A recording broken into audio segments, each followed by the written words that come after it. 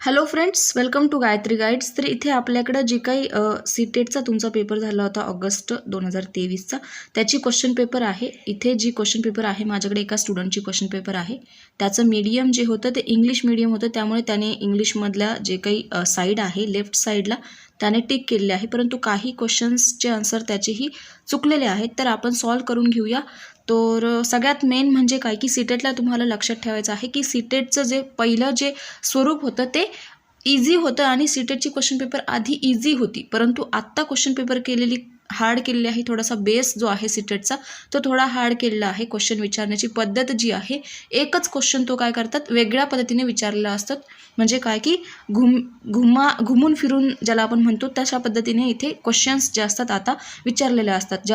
जास्त करून तुम्हाला ए आणि आर असे जो काय आपला फर्स्ट क्वेश्चन आहे त्यामध्ये तुम्हाला दिलेलं आहे बघा. ए आणि आर जे आहे हे तुम्हाला हे क्वेश्चन्स जास्त विचारले जातात आणि याच क्वेश्चनमध्ये विद्यार्थ्यांची गडबड होत असते.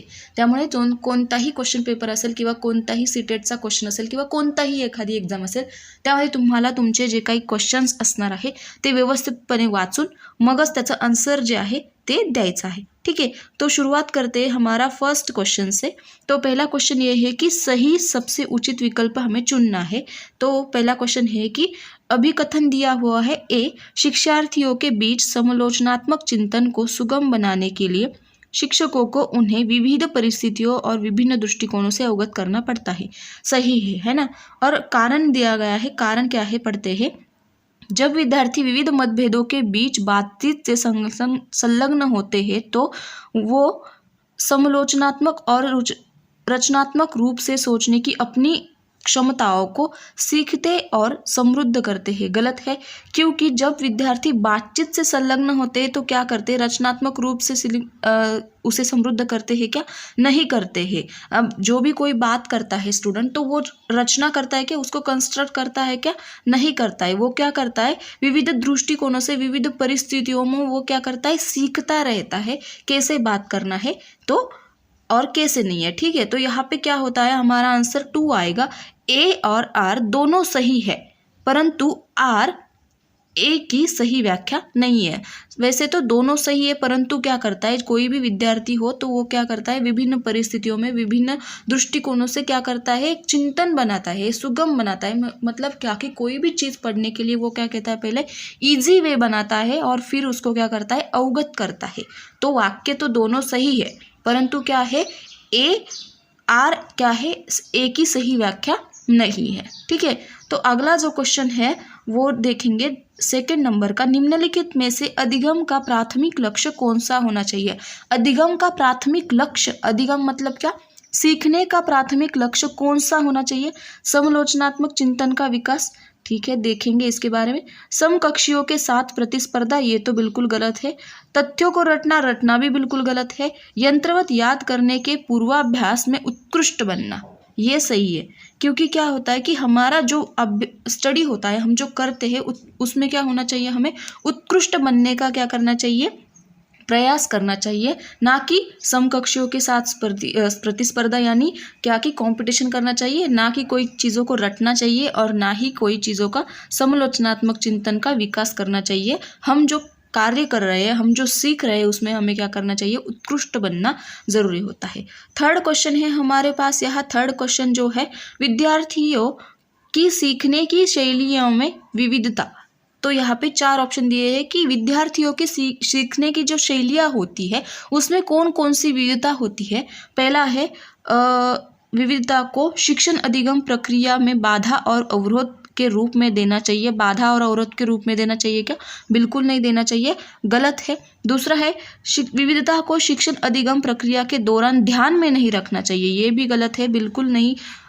तीसरा है विविधता को महत्व दिया जाना चाहिए और मानव विविधता के प्रतिबिंब में रूप में देखा जाना चाहिए. ठीक है, इसको थोड़ी देर साइड में रखते हैं.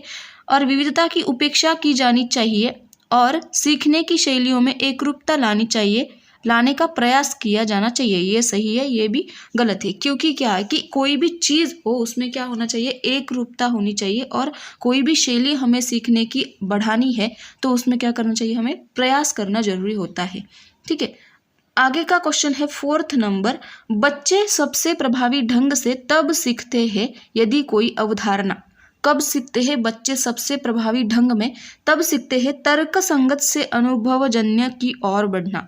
गलत है, क्योंकि कोई भी चीज़ पहले क्या होती है, सामान्य या फिर इजी जो थिंग होती है, इससे क्या करते हैं, मतलब कोई भी हार्ड थिंग हो या फिर इजी थिंग से हार्ड थिंग तक पहुंचना, या फिर सरल से जटिल की ओर, जटिल से सरल की ओर, इस तरह से क्या होती है, कोई भी बच्चा जब होता है तब सीखता है। मतलब कब, कि जब वो जटिल से सरल की ओर जाए या फिर सरल से जटिल की ओर जाए। ठीक है, अमूर्त से मूर्त की ओर भी नहीं है और सामान्य से विशिष्ट की ओर भी नहीं है। इसका आंसर जो है वो सेकंड है।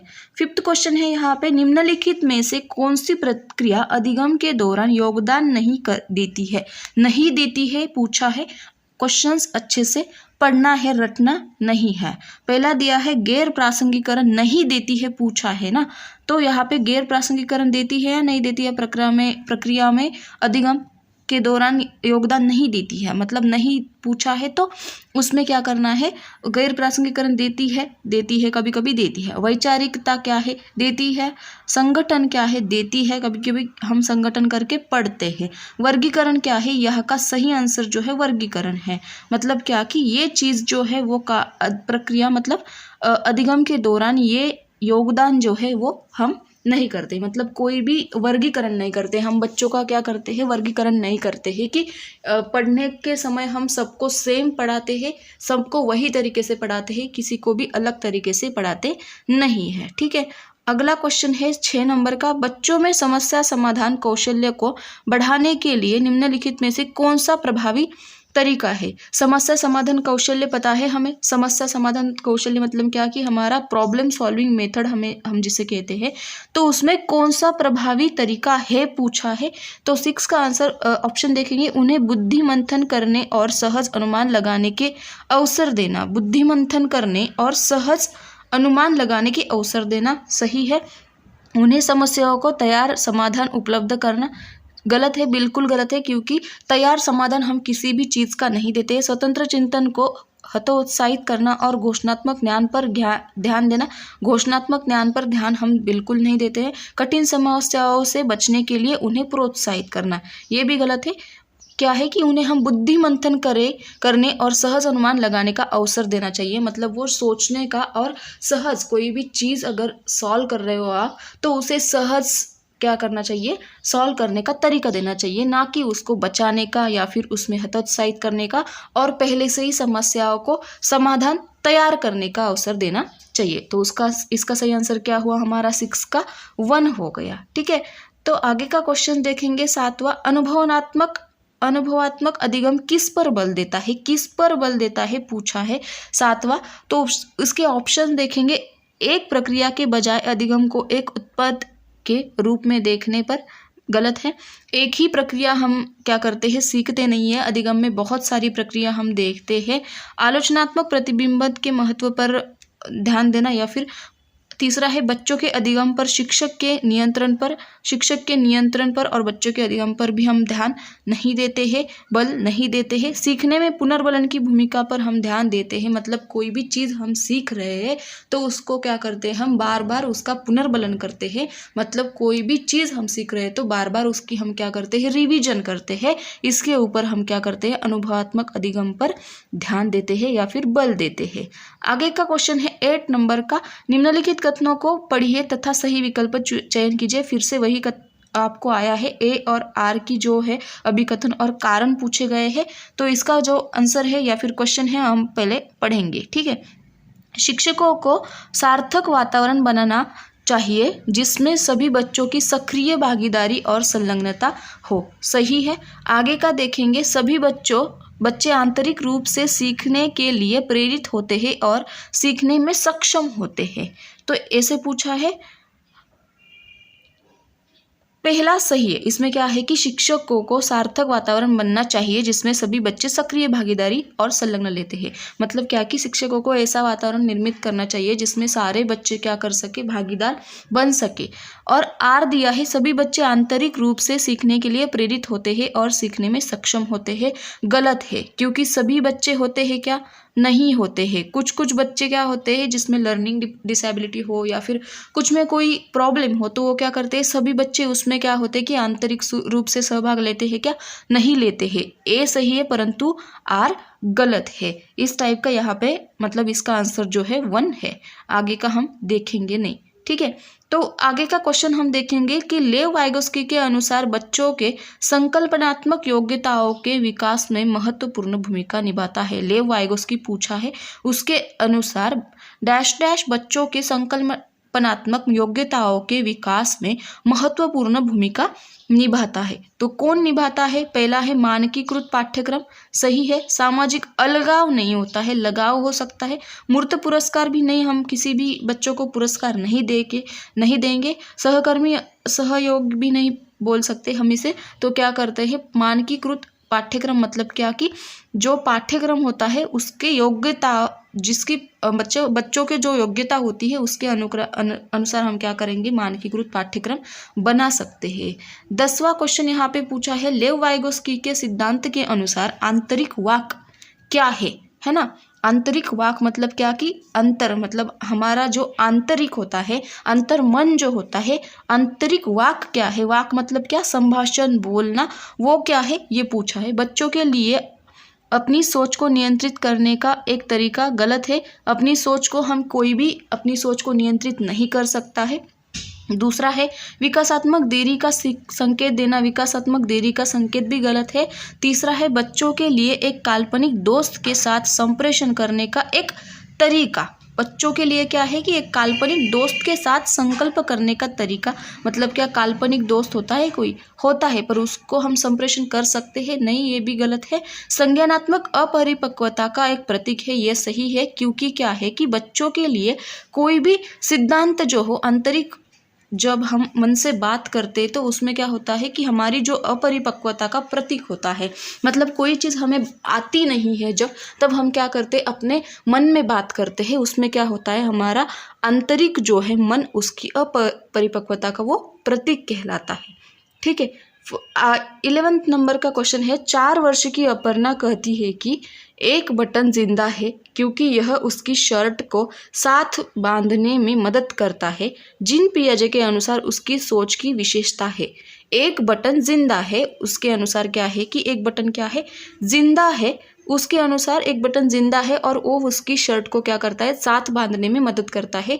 जिन पियाजे के अनुसार क्या है ये, ठीक है। पहला है परिकल्प निगमनात्मक चिंतन, गलत है क्योंकि उसमें कोई चिंतन का रोल बिल्कुल नहीं है। केंद्रीयन हो सकता है।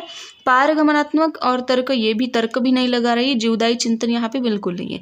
केंद्रीयन जो है मतलब वो क्या कर रही है, केंद्र बना रही है, मतलब उसका केंद्र जो है कि एक बटन जिंदा है, मतलब उसका केंद्र क्या है, एक बटन है और वही एक बटन क्या कर रहा है, उसकी शर्ट को साथ बांधने में मदद कर रहा है, मतलब ये केंद्रीयन है, ठीक है। आगे का 12 नंबर का क्वेश्चन देखेंगे। शैशवावस्था में सामाजिककरण की टिम्ब संस्थाएं प्रमुख रूप से महत्वपूर्ण है, जबकि प्रारंभिक बाल्य अवस्था में समाजीकरण की संस्थाएं भी महत्वपूर्ण है। मतलब क्या पूछा है, शैशवावस्था और बाल्य अवस्था में कौन सी महत्वपूर्ण, मतलब समाजीकरण की जो संस्थाएं वे महत्वपूर्ण है, यहाँ पे पूछा गया है। तो उसके पहला ऑप्शन देखेंगे, माध्यमिक तृतीयक, इसका पहला ऑप्शन है। माध्यमिक तृतीयक बिल्कुल नहीं, माध्यमिक प्राथमिक होती क्योंकि क्या है कि शैशव अवस्था में या फिर कोई भी अवस्था हो उसमें प्राथमिक संस्था क्या होती है, हमारा फैमिली होता है या फिर हमारी फैमिली होती है, और बाकी की चीज़ें क्या होती है, बाद में होती है, जैसे कि समाज हो, परिवार हो या फिर शिक्षक हो, स्कूल हो, ठीक है।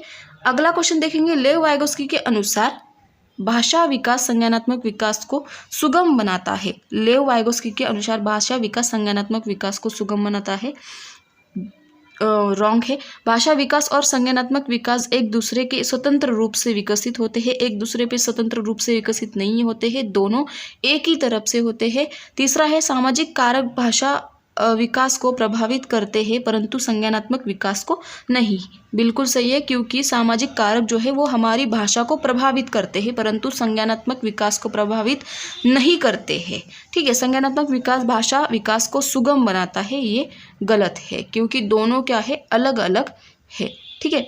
आगे का क्वेश्चन जो है 14 नंबर का वो देखेंगे। लॉरेंस कोहलबर्ग के नैतिक तर्क के स्तर पर, लॉरेंस कोहलबर्ग पूछा है, उसके स्तर पर बच्चे आमतौर पर मानते हैं कि लोगों को समाज की अपेक्षाओं पर खरा उतरना चाहिए, अच्छे तरीके से व्यवहार करना चाहिए।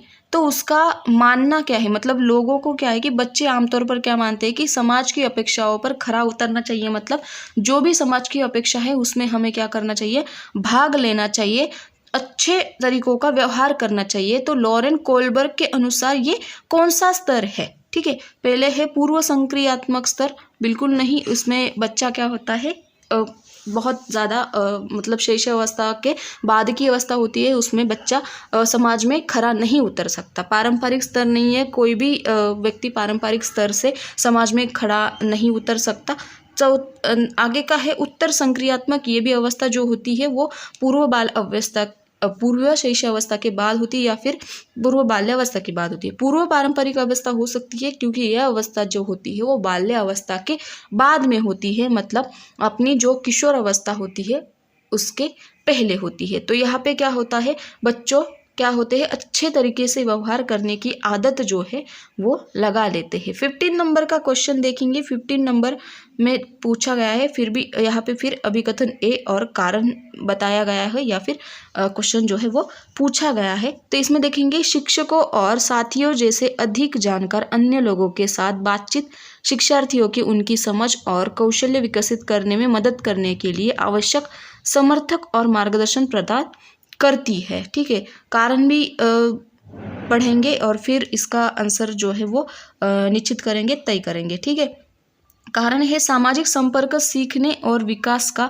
एक प्रमुख घटक है। ठीक है, तो यहाँ पे पूछा है सामाजिक संकल्प क्या है, सीखने और विकास का प्रमुख घटक है क्या, नहीं है, क्योंकि हम सामाजिक संपर्क से कोई भी चीज़ सीखते हैं और मतलब कोई भी चीज़ सीख सकते हैं या नहीं सीख सकते। कोई भी चीज़ हमें सीखनी जब है जब हम प्राथमिक स्तर से सीखते हैं। पहले भी मतलब कोई भी चीज़ बच्चा सीख रहा है तो वो क्या कर रहा है, पहले से प्राथमिक स्तर से सीख रहा है, मतलब जो सेकंड है वो गलत है, मतलब यहाँ पे क्या हो सकता है, ये भी ऑप्शन आ सकता है और ठीक है, और ये भी ऑप्शन आ सकता है। तो पहला पढ़ेंगे फिर से, शिक्षक और साथियों जैसे अधिक जानकार अन्य लोग के साथ बातचीत शिक्षार्थियों की उनकी समझ और कौशल्य विकसित करने में मदद करने के लिए आवश्यक समर्थन और मार्गदर्शन प्रदान कर सकती है।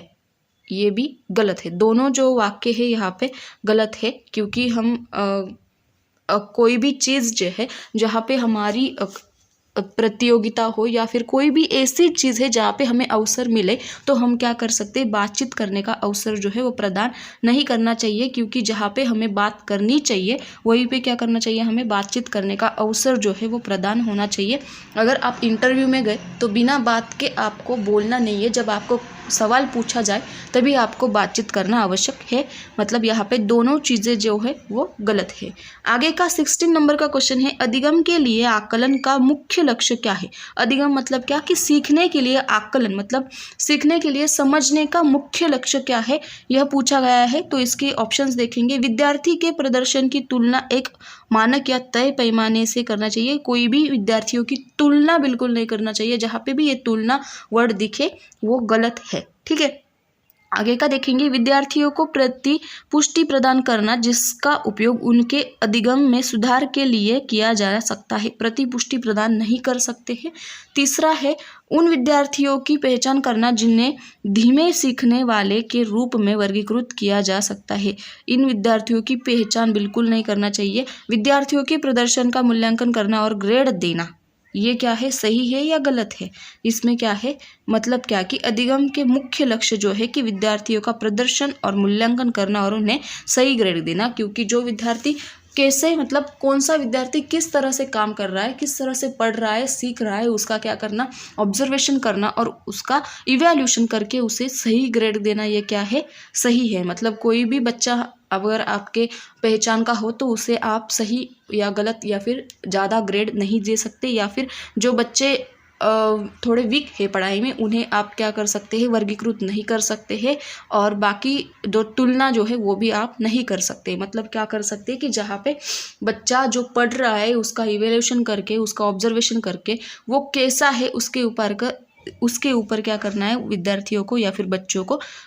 मार्क्स देना ज़रूरी है। आगे का 17 नंबर का क्वेश्चन है, किस आयु में बच्चे शब्दों के खेल में शामिल हो सकते हैं और ऐसे चुटकुलों और पहेलियों को पसंद कर सकते हैं जिनमें शब्दों का खेल शामिल हो। किस आयु में, मतलब किस एज में बच्चे क्या हो सकते हैं, शामिल हो सकते हैं खेल में और चुटकुलों और पहेलियों को पसंद कर सकते हैं, किस आयु में पूछा है। तो पहला है 7 वर्ष की आयु, गलत है, क्योंकि बच्चे क्या होते हैं कि 7 वर्ष की जो आयु होती है उस आयु में बहुत ही ज़्यादा ये होते हैं खेल, मतलब बहुत ज़्यादा एडवांस होते हैं, मतलब उन्हें समझ में आ जाती है बहुत सारी चीज़ें। दूसरा है 3 वर्ष की आयु, दूसरा जो है वो 3 वर्ष की आयु, ये सही है, क्योंकि 3 वर्ष से बच्चा क्या करता है, कोई भी चीज़ खेलता है, सीखता है, या फिर कोई भी छोटे छोटे जोक हो या फिर पहेलियाँ हो उसे पसंद करता है। अगर आपके घर में कोई छोटा बच्चा है तो उनको आप छोटे छोटे पहेलियाँ बोलो या फिर जोक बोलो, वो क्या करता है, पसंद करता है। आप उनके साथ खेलोगे तो वो खेलने के लिए भी पसंद कर सकता है। आगे है 12 वर्ष, यहाँ पे बच्चा जो है वो बहुत ज़्यादा मैच्योर मतलब हो जाता है, उसे बहुत सी सारी चीज़ों की समझ आ जाती है। 1 वर्ष के अंदर तो बच्चा बहुत ही ज़्यादा नादान होता है। ठीक है, अगला क्वेश्चन देखेंगे 18 नंबर का। 18 नंबर का क्वेश्चन जो है वो उसमें बोला है कि केरल गिलियगन, ठीक है, ने कोहलबर्ग के नैतिक विकास के सिद्धांत की आलोचना की है। किसके ऊपर आलोचना की है ये पूछा गया है। तो इसका पहला है कि केस अध्ययन को अनुसंधान पद्धति के रूप में उपयोग करना, बिल्कुल नहीं, क्योंकि ये दूसरा सिद्धांत है। आनुवंशिक कारकों को पर्याप्त महत्व न देने पर, आनुवंशिक कारकों को पर्याप्त महत्व न देने पर, ये भी गलत है। सामाजिक संज्ञानात्मक दृष्टिकोण से, सामाजिक संज्ञानात्मक दृष्टिकोण जो है वे वाइगोस्की और पियाजे का है। तो नारीवादी दृष्टिकोण से क्या किया है, केरल गिलिगन जो है उसने कोहलबर्ग के नैतिक विकास के सिद्धांतों की आलोचना जो है वो की गई है। अगला क्वेश्चन जो है 19 नंबर का, जीन पियाजे के अनुसार पूर्व संक्रियात्मक चिंतन की मुख्य विशेषताएं में से एक डैश डैश है जो किसी स्थिति की एक पहलू पर ध्यान केंद्रित करता है और दूसरे की उपेक्षा करने की प्रवृत्ति को संदर्भित करता है। मतलब क्या कि एक ऐसा पहलू है जिसपे एक पहलू पर वो ध्यान केंद्रित करता है और दूसरे की उपेक्षा करने की प्रवृत्ति को वह संदर्भित करता है। इसकी जो अवस्था है वो जीन पियाजे के पूर्व संक्रियात्मक चिंतन की विशेषताओं में से क्या है, ऐसा पूछा गया है। तो पहली जो है वो कि पहले में क्या करता है, वो पहले इसमें ध्यान केंद्रित करता है और दूसरे में उपेक्षा करता है। मतलब यहाँ पे केंद्रीकरण तो बिल्कुल नहीं होगा। केंद्रीकरण में एक ही चीज़ पे बच्चा जो है वो ध्यान केंद्रित कर सकता है, विश्लेषण भी नहीं कर सकता, विकेंद्रीकरण भी नहीं कर सकता, पारगमन कर सकता है। मतलब वो 2 चीज़ें क्या कर रहा है, संदर्भित कर रहा है। आगे का क्वेश्चन देखेंगे 20 नंबर का, प्रतिभावान बच्चों को शिक्षित करने का उपागम जो उन्हें असामान्य रूप से तीव्र गति से पाठ्यचर्या के माध्यम से आगे बढ़ाता है क्या कहलाता है। प्रतिभावात्मक बच्चे जो होते हैं उनको शिक्षित करने का उपागम जो उन्हें असामान्य रूप से तीव्र गति से पाठ्यक्रम के माध्यम के और बढ़ता है या फिर उसके आगे बढ़ता है, वो क्या कहलाता है। ऐसी डेफिनेशन किसकी है यह पूछा गया है। तो इसका क्या है, गतिवर्धन जो है वो आंसर है, त्वरण है। मतलब क्या है कि तीव्र गति से क्या कर रहा है, वो पाठ्यचर्या की ओर बढ़ रहा है। तो इसका आंसर जो है वो त्वरण है। आगे का है डिस्ग्राफिया। डिस्ग्राफिया क्या है हमें पता है, हमने इस पे एक वीडियो भी देखा है या फिर मैंने इस पे हमारे यूट्यूब चैनल जो है उस पे एक वीडियो भी डाउनलोड करके या फिर अपलोड कर दिया है। उसके मैंने लिखा है कि मतलब बताया है कि लर्निंग डिसेबिलिटीज़ क्या होती है, जिसमें डिस्ग्राफिया क्या है, डिस्कैल्कुलिया और डिसलेक्सिया क्या है, उसके अंतर क्या है। तो यही क्वेश्चन यहाँ पे पूछा गया है कि डिस्ग्राफिया मतलब क्या है कि लिखने में दिक्कत है, ठीक है, मतलब क्या कि हमें लिखने में दिक्कत होती है डिस्ग्राफिया में। तो यही क्वेश्चन यहाँ पे देखो कितने घुमा फिरा के पूछा गया है। एक मनोविज्ञान विकार है जिसकी विशेषता ध्यान का अभाव और आवेगशील व्यवहार है। एक क्या है, मनोविज्ञान मतलब विकार है जिसकी विशेषता ध्यान का और अभाव की ओर है, बिल्कुल गलत है क्योंकि ये ध्यान के अभाव की ओर नहीं है। दूसरा है एक तांत्रिकीय विकार है जिसकी विशेषता अक्षरों और आकारों को बनाने में कठिनाई है। मतलब क्या है कि तांत्रिक विशेषता है जिसके रूप में क्या है आकारों को बनाने में कठिनता है। एक भाषण विकार है जिसकी विशेषता हकलाना और उच्चारण में त्रुटियां है, ये भी यहाँ का जो आंसर है वो गलत है। और लास्ट है एक गतियुक्त विकार है जिसकी विशेषता स्थूल पेशियां बाधित करती है। मतलब सही है क्योंकि क्या होता है कोई भी व्यक्ति जिसे डिस्ग्राफिया हो, लिखने में दिक्कत हो, उसकी जो स्थूल पेशियां होती है, मतलब जो उंगली की जो मांसपेशियां होती है वहाँ पे क्या होता है दिक्कत होती है, उसे लिखने में दिक्कत होती है। इस प्रकार इसका आंसर जो है वो 4 आंसर है, 4 ऑप्शन है। ठीक है, आगे का क्वेश्चन जो है वो शिक्षक जो समावेशी कक्षाओं की दिशा में काम कर रहे हैं उन्हें चाहिए कि वे, मतलब जो शिक्षक समावेशी कक्षा मतलब क्या कि सभी बच्चों को या फिर सभी जो पाठ्यचर्या है या फिर कोई भी जो चीज़ें हैं उनको समावेश कर रहा है, उस दिशा में काम कर रहे हैं, तो उन्हें क्या चाहिए पाठ्यचर्या में अनुकूलन करे। गलत है क्योंकि कोई भी चीज़ पाठ्यचर्या में अनुकूलन नहीं कर सकते। दूसरी है विविध दृष्टिकोण हम अपना सकते हैं, शामिल कर सकते हैं, अपने स्वयं के अंतर्निहित पूर्वाग्रहों की जांच भी कर सकते हैं। और चौथा है विविधता को एक बाधा के रूप में देख सकते हैं। और पूछा है कि उपर्युक्त में से कौन से सही है, तो क्या है 2, 3 और 4, ये जो ऑप्शन है वो सही है। पाठ्यचर्या में अनुकूलन करें मतलब क्या कि हम पाठ्यचर्या जो होती है हमारी वो जल्दी से ख़त्म करके बच्चों को समझाए या फिर पढ़ाए, ये चीज़ जो है वो गलत है। आगे पूछा है हावर्ड गार्डनर के अनुसार एक दर्शन शास्त्री के पास डैश डैश प्रकार की बुद्धि और मूर्तिकार के पास डैश डैश प्रकार की बुद्धि की मात्रा अधिक होती है। दर्शन शास्त्री के पास मतलब क्या कि जो दर्शन शास्त्री होता है उसके पास एक कौन सी बुद्धि और मूर्तिकार के पास एक ऐसी बुद्धि जो है उसकी मात्रा जो है वो अधिक होती है, तो उसका आंसर क्या है अंतव्यक्ति और दिक्स्थान जो है वो होता है। क्योंकि दर्शन शास्त्री जो होता है उसमें क्या होता है अंतर्व्यक्ति की बुद्धि जो है वो ज़्यादा होती है, और मूर्तिकार जो होता है उसे दिक्स्थान की जो बुद्धि होती है वो ज़्यादा होती है। ठीक है, अंतर्व्यक्ति और दिक्स्थान मतलब क्या दर्शन शास्त्री मतलब क्या कि जो हमें कोई मंदिर या फिर जहाँ हम घूमने जाते हैं वो क्या करता है हमें दर्शन कराता है बहुत सारी चीज़ों की, तो उसमें क्या होता है दिक्स्थान और अंतर्व्यक्ति की जो ऑप्शन है यहाँ पे वो ऑप्शन जो है वो सही है। ठीक है, आगे का क्वेश्चन देखेंगे 24 नंबर का। निम्नलिखित में से स्वलीनता वाले विद्यार्थियों को या फिर विद्यार्थियों की विशिष्ट विशेषता कौन सी होती है। स्वलीनता मतलब क्या कि जो मतलब खुद में क्या होते हैं व्यस्त रहते हैं। ठीक है, स्वलीनता क्या है कि जो खुद में व्यस्त रहती है उसकी विशिष्ट विशेषताएं कौन सी होती है। संवाद कौशल्य का उच्च स्तर, जो खुद में मतलब बिजी रहते हैं या फिर व्यस्त होते हैं उसको संवाद कौशल्य का उच्च स्तर हो सकता है, नहीं हो सकता है।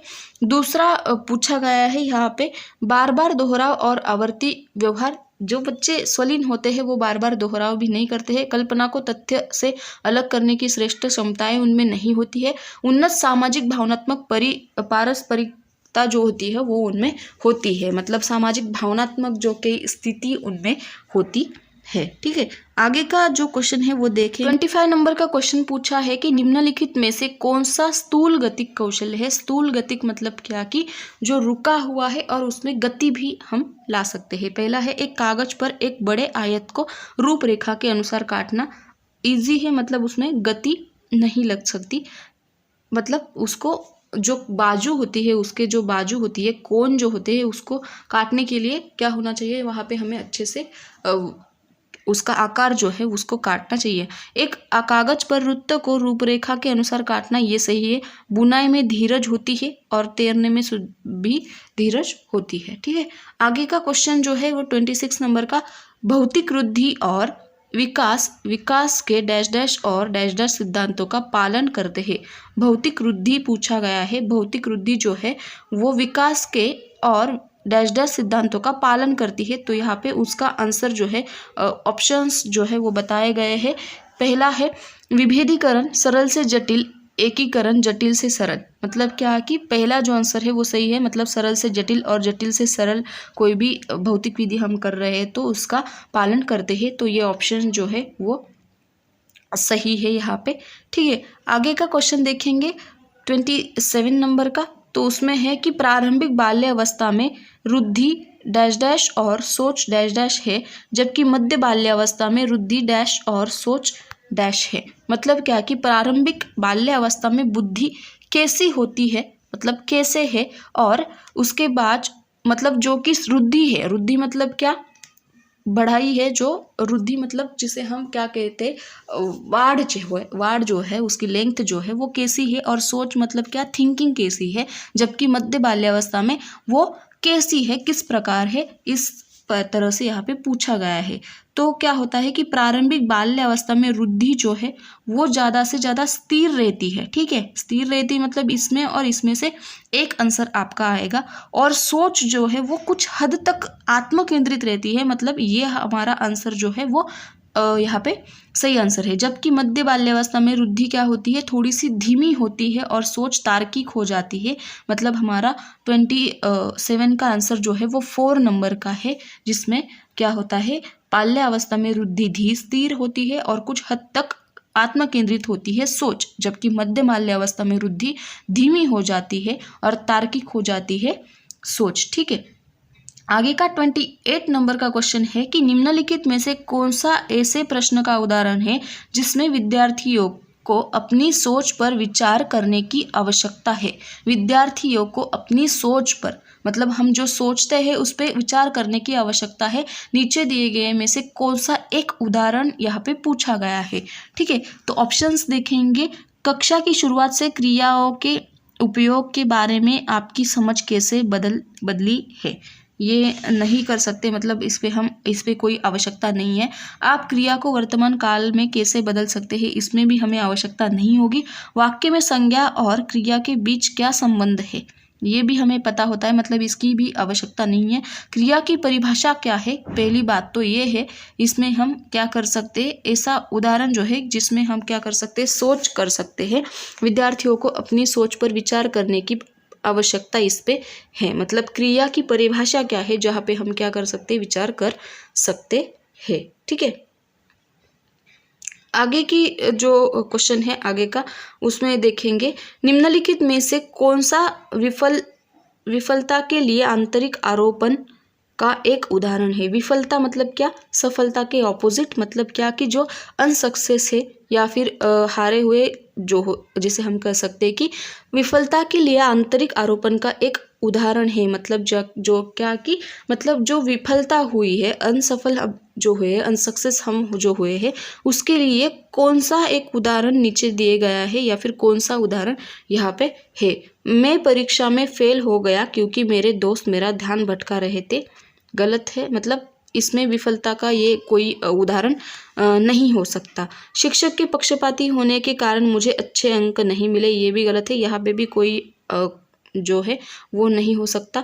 मुझे निम्न ग्रेड प्राप्त हुआ क्योंकि शिक्षक कठोर तरीके से अंक थे, ये भी गलत है, क्योंकि आपने अगर एग्ज़ाम पेपर अगर अच्छे से पढ़ा है तो उसमें आपको कोई भी मार्क्स जो है वो काटेगा नहीं आपके। ठीक है, मैं परीक्षा में फेल हो गया क्योंकि मैंने पर्याप्त पढ़ाई नहीं की थी, ये सही आंसर है, क्योंकि आप परीक्षा में फेल हो गए क्योंकि आपने अच्छे से पढ़ाई नहीं की थी। मतलब विफलता के लिए आंतरिक आरोपण का मतलब, आंतरिक आरोपण मतलब क्या, खुद को दोषी समझना, खुद को दोषी मानना, किसके लिए, विफलता के लिए।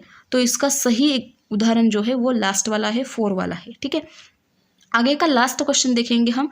निम्नलिखित कथनों को पढ़िए, मतलब यहाँ भी फिर अभिकथन ए और इसका कारण जो है वो पूछा गया है। तो क्या है ये देखेंगे।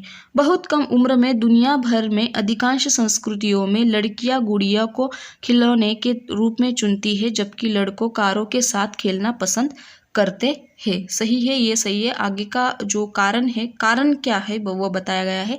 कारण देखेंगे, बच्चे किसी विशेष संस्कृति की अपेक्षाओं के आधार पर लड़के या लड़की के लिए उपयुक्त माना जाता है, इसके बारे में जानकारी व्यवस्थित करते हैं और उन्हें उनके अनुसार व्यवहार करते हैं। ठीक है, मतलब क्या कि दोनों की जो बातें हैं वो सही है, और आर जो है वो ए की सही डेफिनेशन से यहाँ पे बता रहा है। मतलब क्या कि लड़कियाँ गुड्डियों के साथ खेलना पसंद करती है और लड़के क्या करते हैं, कारों के साथ खेलना पसंद करते हैं, मतलब सही है। और बच्चे किसी विशेष संस्कृति की अपेक्षाओं के आधार पर लड़के या लड़की के लिए एक उपयुक्त माना जाता है, ये भी सही है। मतलब क्या है कि दोनों सही है और आर क्या कर रहा है, उसकी सही डेफिनेशंस जो है वो बना रहा है। मतलब यहाँ पे जो है वो 4 नंबर का आपका ऑप्शंस जो है वो है। ठीक है, इस तरह से हमारी जो क्वेश्चन पेपर थी यहाँ पे सीटेट का सीडीपी पार्ट मैंने बस लिया है। आई होप कि आपको समझ में आया होगा।